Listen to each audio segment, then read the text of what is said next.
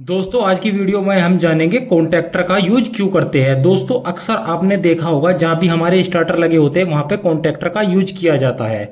तो दोस्तों कई बार इंटरव्यू में क्वेश्चन कर लिया जाता है कि कॉन्टैक्टर का यूज क्यों करते हैं। दोस्तों कई बार हम कंफ्यूज हो जाते हैं, सही तरीके से हमको मालूम भी होता है लेकिन हम प्रॉपरली आंसर नहीं दे पाते हैं। तो दोस्तों आज मैं इस वीडियो में बताऊंगा कि हम कॉन्टैक्टर का आखिरी यूज क्यों करते हैं। तो सबसे पहले मैं आपको बता दूं, जो हमारा कॉन्टैक्टर होता है एक तरह का स्विच ही होता है, लेकिन ये हमारा मैकेनिकल स्विच नहीं, ये हमारा इलेक्ट्रिकल स्विच होता है। दोस्तों स्विच तो अपने अपने घर में भी लगे हुए देखे होंगे। दोस्तों कुछ इस प्रकार के स्विच जो होते हैं हमारे घरों में आपने देखा होगा, जो हम अपने घर पे उपकरण को ऑन ऑफ करने के लिए यूज करते हैं। दोस्तों कुछ इस तरह के स्विच आपको देखने को मिलेंगे जो आपके घरों में होते हैं। दोस्तों ये जो होता है हमारा एक मैकेनिकल स्विच होता है, यानी कि इसको हमको क्या हाथ से जाके ऑन ऑफ करना होता है। जब भी इसको हमको ऑन ऑफ करना होगा हम इसको मैनुअली जाके ऑन ऑफ करेंगे। दोस्तों हमारा जो कॉन्टैक्टर होता है ना एक इलेक्ट्रिकल स्विच होता है, इसको हम सप्लाई की मदद से ऑन ऑफ कराते हैं। दोस्तों जब भी हमें अपने कॉन्टैक्टर को ऑपरेट करना होता है तो हमको क्या करते हैं दोस्तों, हम इसमें कुछ सप्लाई देते हैं और ये ऑन ऑफ हो जाता है, यानी कि उसी से सप्लाई देने से ही ऑन होता है। दोस्तों आप यहाँ पे देख सकते हो उसमें दो टर्मिनल बने हुए हैं। दोस्तों इसमें A1 इस तरफ दिया गया है और दोस्तों एक और टर्मिनल है इसमें इस तरफ जो A2 दिया गया है। दोस्तों आप देख सकते हैं इस पे दो टर्मिनल है। तो दोस्तों इस पे जो सप्लाई भी इस पे दोस्तों लिखी हुई है, आप देख सकते हो इस पे 230 वोल्टेज 15 हर्ट्ज सप्लाई लिखी हुई है और दोस्तों एक लिखी हुई है 276 वोल्टेज 16 हर्ट्ज, यानी कि ये हमारे ऑपरेटिंग के लिए है। दोस्तों कई बार हम कंफ्यूज हो जाते हैं। दोस्तों ये इसकी ऑपरेटिंग के लिए जो इसके अंदर एक कोयल लगी होती है ना दोस्तों, उसको ऑपरेट करने के लिए हमारे कितनी 230 वोल्टेज या 276 वोल्टेज। दोस्तों बहुत से लोग इसको देखकर कंफ्यूज हो जाते हैं, जो 230 लिखी हुई है कई बार सोचने लगते हैं कि L1 L2 और L3 और जो ये दिया गया है ना दोस्तों NO, यानी कि इसमें से हम 230 या 276 वोल्टेज सप्लाई ही पास कर सकते हैं। दोस्तों ऐसा नहीं है। दोस्तों ये जो सप्लाई लिखी हुई है ना दोस्तों, ये सिर्फ इसके ऑपरेटिंग की लिखी हुई है। यहाँ पे जो लिखा हुआ देख रहे हो आप, ऑपरेटिंग के लिए, ऑपरेटिंग करने के लिए लिखा हुआ है, यानी कि इसकी ऑपरेटिंग कोयल जो है ना उसकी वैल्यू इतनी होनी चाहिए वोल्टेज की और फ्रिक्वेंसी इतनी होनी चाहिए दोस्तों।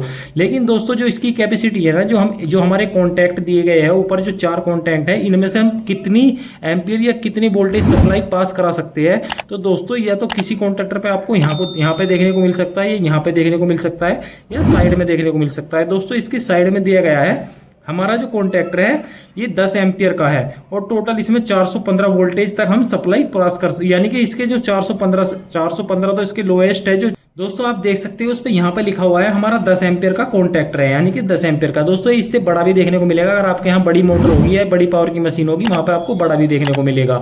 दोस्तों इसके वोल्टेज भी लिखे गए हैं, इस पे हम हाईएस्ट जो पास करा सकते हैं 660 वोल्टेज और दोस्तों इस पे किलोवाट भी दिया गया है 5.5 किलोवाट और 7.5 HP, यानी कि हम इतना लोड इस पे कनेक्ट करा सकते हैं। हमारे जो टर्मिनल दिए गए हैं दोस्तों, ये 3 टर्मिनल इस तरफ है जो इनपुट L1 L2 L3 यानी लाइन 1 लाइन 2 लाइन 3, और यहाँ पे हम अपने लोड को कनेक्ट करते हैं।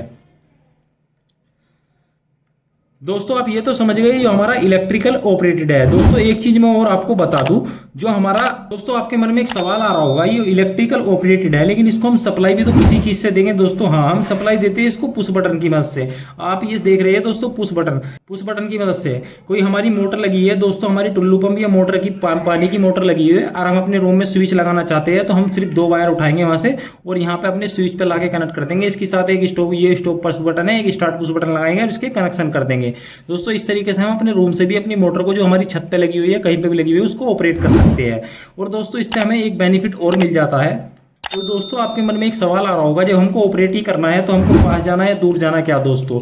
तो दोस्तों मैं एक चीज और आपको बता दूं, जो हमारा कॉन्टैक्टर होता है ना दोस्तों, आजकल जो मोबाइल में बहुत सारे ऐसे स्विच आ रहे हैं जो हम अपने मोबाइल से ऑपरेट कर सकते हैं। दोस्तों हमारे जो स्विच आ रहे हैं यानी कि मोबाइल से ऑपरेट कर सकते हैं। दोस्तों अगर आपका दूर यानी कि आप खेत में जंगल में कोई मोटर लगी हुई है पानी की और उसको चाहते हैं आप घर से ही ऑन ऑफ कर दें अपने, तो उससे क्या होगा दोस्तों, एक हम यानी कि मोबाइल एप्लीकेशन वाला स्विच लगाएंगे, इस पे हम कनेक्ट करेंगे वायर और दोस्तों इसको हम कहीं से भी ऑपरेट कर सकते हैं अपने कॉन्टैक्टर को। एक फायदा तो हमको ये मिल जाता है, यानी कि हम इसको अपने मोबाइल से भी ऑपरेट कर सकते हैं।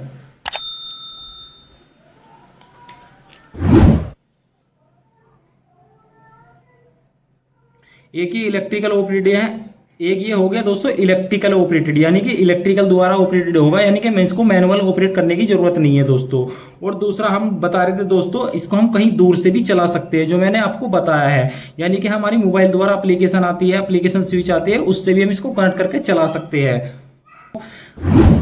दोस्तों कॉन्टैक्टर को हम टाइमर की मदद से यानी कि बहुत सारे टाइम ऑन ऑफ करा सकते हैं, यानी कि उसमें हम टाइम सेट कर देंगे अपने टाइमर में। चाहे तो हम क्लॉक वाला टाइमर ले सकते हैं दोस्तों, हम टाइम आज यानी कि 11 बजे मेरी मोटर चल जाए और 1 बजे बंद हो जाए, उसमें ऐसा टाइम सेट कर देंगे, यानी कि दिन के 11 या 12 रात के 11। दोस्तों ये सब हम सेट कर सकते हैं अपने टाइमर की मदद से, हमारे कॉन्टैक्टर को ऑपरेट करा सकते हैं। लेकिन हम और अदर स्विच जो होते हैं मैनुअली स्विच, उसमें दोस्तों हम ये नहीं कर सकते। तो यानी कि इससे हमें कॉन्टैक्टर से ये भी बेनिफिट मिल जाता है, यानी कि हम इसको मैनी टाइम ऑपरेट कर सकते हैं बिना इसके पास जाए, यानी कि बिना इस पे ध्यान दिए हम ऑपरेट कर सकते हैं अपने टाइमर की मदद से। जिस तरीके से हम अपने टाइमर की सेटिंग करेंगे उसी तरीके से हमारा कॉन्टैक्टर वर्क करेगा। और दोस्तों एक चीज और मैं बता दूं, अगर हम इसमें कुछ ऐसी सेटिंग करना चाहे, अगर हमारा कोई ये वाला स्विच लगाया है, ये अदर स्विच लगाया है, एमसीबी लगी है, कहीं पे मान लेते हैं हमारी एमसीबी लगी है, लेकिन हमको मोटर को चलाना है, हमारी 1 घंटे मोटर चला रही, 1 घंटा बंद रहे, तो हम अपनी एमसीबी को इस तरीके से नहीं चला सकते दोस्तों। हमको बार बार जाकर इसको मैनुअली ऑपरेट करना पड़ेगा, यानी कि एमसीबी को हमेशा मैनुअली ऑपरेट करना पड़ेगा दोस्तों, कहीं पे भी, चाहे हमारी एमसीबी लगी हो।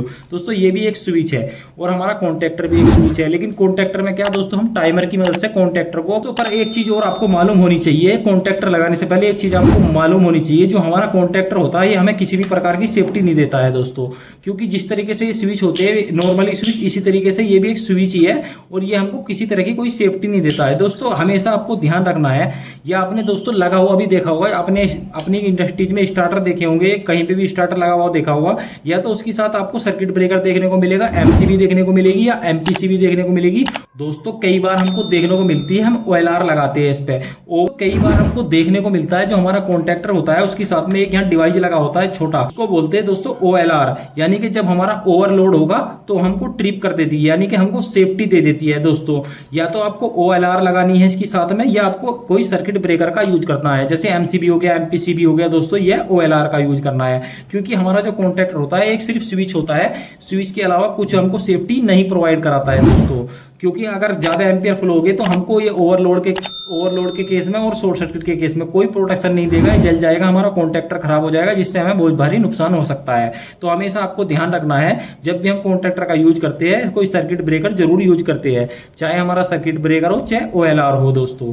तो आई होप दोस्तों आप समझ गए होंगे कि हम कॉन्टैक्टर का यूज क्यों करते हैं। अगर दोस्तों इस वीडियो से रिलेटेड आपका कोई क्वेश्चन रह गया हो तो हमें कमेंट जरूर करिएगा। तो उम्मीद है दोस्तों आज की वीडियो आपको बहुत पसंद आया होगा। अगर वीडियो अच्छा लगा हो तो वीडियो को लाइक कर दीजिए। अगर आप हमारे चैनल पर नए हैं तो चैनल को सब्सक्राइब करके बेल आइकन प्रेस कर लीजिए, ताकि हमारी आने वाली वीडियो की नोटिफिकेशन आप लोगों को मिलती रहे। तो धन्यवाद दोस्तों, मिलते हैं अगली वीडियो में।